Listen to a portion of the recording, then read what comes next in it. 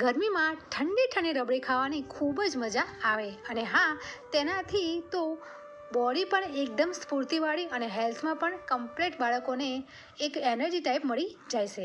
તો આજે આપણે એવી ટ્રીક અને ટિપ્સથી રબડી બનાવીશું કે ઘરના સિમ્પલ 3 જ વસ્તુથી આપણે રબડી બનાવીશું. ચલો લેટ્સ સ્ટાર્ટ.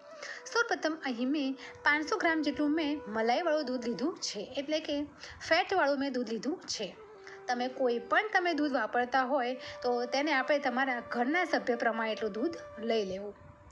તો અહીં જે 500 ગ્રામ દૂધ મેં લીધું છે તેને હવે બરાબર થોડું ઉકળવા દઈશું. રબડી અલગ અલગ પ્રકારની બનતી હોય છે, પરંતુ આજે આપણે ઘરના સિમ્પલ વસ્તુથી આપણે રબડી એવી ટેસ્ટી બનાવવાના છે કે બજારના હલવાઈ જેવી બનશે. તો ફ્રેન્ડ્સ, વિડીયોને લાસ્ટ સુધી જોજો. અને હા, મારી ચેનલ પર તમે ફર્સ્ટ ટાઈમ આવ્યા હોય અને હા, જો મારી વિડીયો ગમતી હોય, મારી મહેનત પણ તમને ગમતી હોય તો પ્લીઝ કમેન્ટ કરો. અને હા, મારી વિડીયોને લાઇક, શેર અને સબસ્ક્રાઈબ જરૂરથી કરજો અને બાજુમાં બેલ આઇકન છે તેને જરૂરથી પ્રેસ કરજો. હવે દૂધ ઉકળવા લાગ્યું છે, તેને આવી રીતે ચમચાની મદદથી લગાતાર આપણે ફેરવતા રહીશું.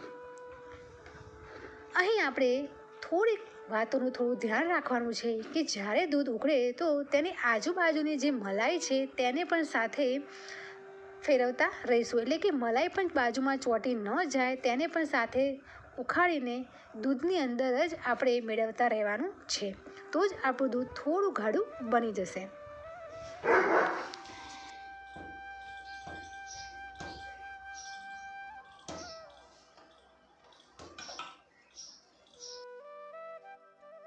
દૂધ ઉકળે ત્યાં સુધી આપણે એક પેસ્ટ તૈયાર કરી લઈએ.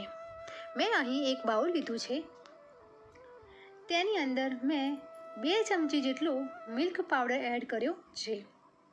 મિલ્ક પાવડર એટલા માટે કે તમારે જો દૂધ પાતળું હોય અથવા તો તમારે રબડી વધારે ગાઢી રાખવાની હોય તો તમે મિલ્ક પાવડર એડ કરી શકો છો, નહીં તો તમે સ્કીપ પણ કરી શકો છો. તો અહીં મારે ઘરમાં રબડી ખૂબ જ ગાઢી પીવે છે, એટલે કે ગાઢી ખાય છે, જેથી કરીને મારે અહીં 2 ચમચી મેં મિલ્ક પાવડર એડ કર્યો છે. સાથે મેં 1 ચમચી જેટલો કસ્ટર્ડ પાવડર એડ કર્યો છે. કસ્ટર્ડ પાવડરથી તેનું સ્મૂથ અને તેનું ફ્લેવર ખૂબ જ સરસ આવે છે. જો તમે ઉપવાસમાં બનાવતા હોય તો તમારે મિલ્ક પાવડર તમારે 2 ચમચી ઇનફ જ છે. કસ્ટર્ડ પાવડર તમે ન નાખો તો પણ તમારે ચાલી જશે.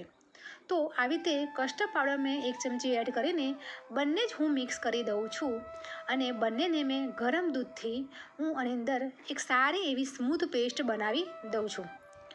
હવે અહીં મિલ્ક પાવડરની તમારી પેસ્ટ તો ફટાફટ બની જશે, પરંતુ કસ્ટર્ડ પાવડરમાં તેના લમ્સ જરી વધારે હોય છે, તો તેને લગાતાર આવી રીતે ચમચીની મદદથી હું સ્મૂથ પેસ્ટ બનાવું છું. અથવા તો તેને 2-5 મિનિટ તમે પલાળી રાખશો તો પણ તે સરસ રીતે એક સ્મૂથ પેસ્ટ બની જશે. હવે રબડીમાં ખાસ વાતનું ધ્યાન રાખવાનું હોય છે કે દૂધને એમને ઉકળવા નથી દેવાનું, બસ આવી રીતે ચમચાની મદદથી લગાતાર આપણે ફેરવવા દેવાનું છે.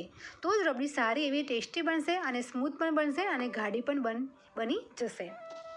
તો હવે આપણે આની અંદર દૂધ ઉકળે એટલે આની અંદર આપણે જેવું મીઠાશ એટલે કે જેવું ગળપણ ખાતા હોય તે રીતે આની અંદર ખાંડ એડ કરવાની છે. આમ તો આને કેરેમેલાઇઝ કરીને પણ આપણે નાખતા હોઈએ છીએ, કારણ કે તેનો કલર થોડો બદામી કલર થઈ જાય એ રીતે, પરંતુ આ આપણે રબડી સિમ્પલ રીતે આપણે બનાવીએ છીએ. તો અહીં મેં અહીંથી 2 થી 3 ચમચી જેટલી મેં આમાં ખાંડ નાખી હશે.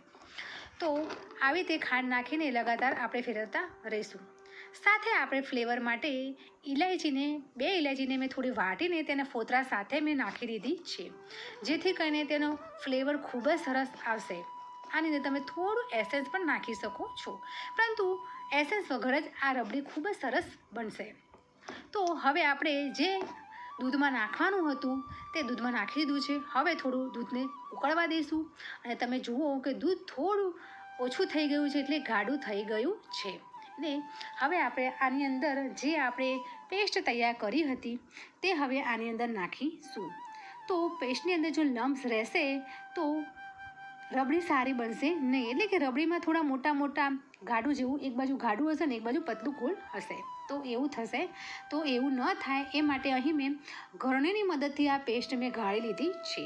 તો આ પેસ્ટને હું ગળણીની મદદથી ગાળીને અને હવે દૂધને ઉકળવા દઈશું, પરંતુ હવે ઉકળવા દેવાની કોઈ જરૂર નથી.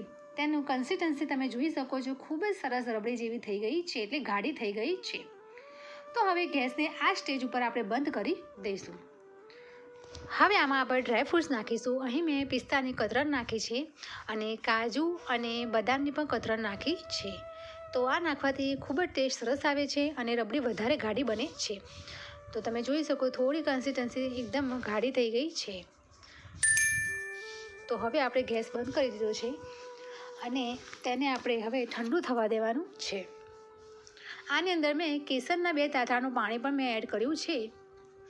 તો હવે ઠંડુ થઈ જાય એટલે પછી આપણે ફ્રીજમાં મૂકી દઈશું અને ફ્રીજમાં આપણે કલાક પછી આપણે જોઈએ કે રબડી કેવી બની ગઈ. રબડી ઠંડી થઈ ગઈ છે અને જેવી જોઈતી હતી, એટલે કે જેવા આમાં ફેમિલી મેમ્બર ખાય છે તેવી જ રબડી બની છે. આનાથી થોડી પતલી પણ રબડી બનાવી શકો છો, પરંતુ અહીં અમારે ચમચીથી સીધી બસ ખાલી ખાવાની જ છે, એટલા માટે આવી રબડી મેં બનાવી છે. હા, સાથે તમે પૂરી, શાક કે રોટલી કે પરોઠા સાથે તમારે ખાવું હોય તો આનું રબડીનું પ્રમાણ થોડું પતલું રાખવાનું, તો પણ તમે સારી રીતે ખાઈ શકશો અને પેટ પણ સારું ભરાઈ જશે. તો અહીં 500 દૂધમાં મેં 2 મારા બાઉલ ભરાયા છે, એટલે 2 કપ તમે પણ કહી શકો. તો તૈયાર થઈ ગઈ છે. ઠંડી ઠંડી ગરમીમાં પેટને ઠંડક આપે તેવી રબડી રેડી થઈ ગઈ છે. તો આજની સિમ્પલ રેસીપી તમને કેવી લાગી તે મને કમેન્ટ કરીને જરૂરથી કહેજો.